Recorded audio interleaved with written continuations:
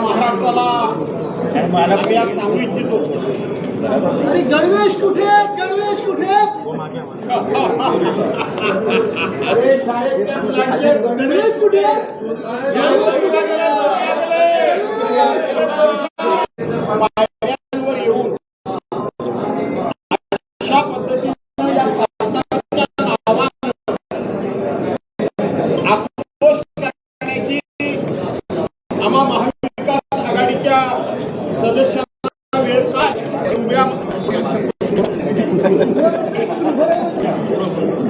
अशी वेळ का नाही?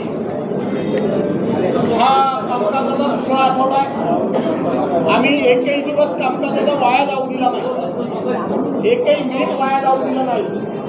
कसं बघितलं ते सरकार इतकं उर्मित आहे, मस्तीत आहे, एवढं बेमुरवतखोर झालंय आणि त्यांच्या मनामध्ये अहंकार इतका निर्माण झालाय की सरकार चालवण्याकरता एक मंत्री फक्त सभागृहामध्ये बसतो, ज्या विषयाची चर्चा असते त्या विषयाचे मंत्री सभागृहामध्ये बसायलाच तयार नाही.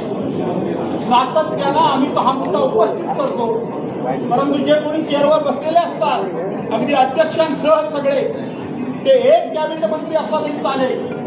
मला असं वाटतं की भविष्यामध्ये आता हे विधिमंडळाचं अधिवेशन चालवत असताना हे महाराष्ट्र सरकारचा बरखास्त करावं आणि अध्यक्ष आणि विरोधी पक्ष सदस्य या दोघांनी मला वाटतं हे सगळं अधिवेशन चालवावं की काय अशी आता परिस्थिती निर्माण झालेली आहे. आणि याकरता म्हणून या विधानसभेला एक विरोधी पक्ष नेता की जो विरोधी पक्षाचा हक्क आहे तो त्यांना मिळाला पाहिजे आणि तो हक्क आम्ही सनदशीर मार्गाने गेले 7-8 महिने मिळवण्याचा प्रयत्न महाविकास आघाडीतून आम्ही करत आहोत. त्याच्याकरता एकूण सदस्य संख्येची 10% सदस्य संख्या असली पाहिजे अशी अट जी सातत्यानं सांगितली जाते ती 7 कोटी आहे.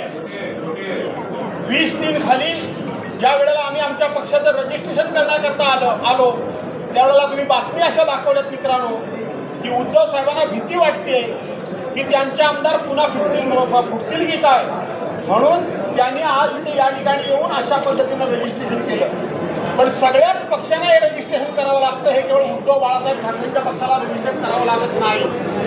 आणि त्याच वेळेला आम्ही सचिवालयाला पत्र दिलं की विरोधी पक्ष नेता नेमण्याचा कायदेशीर आणि नियमामध्ये तरतूद काय आहे ती आम्हाला लिखित स्वरूपामध्ये मिळावी, घटनेमध्ये तरतूद काय आहे ती आम्हाला लिखित स्वरूपामध्ये मिळावी.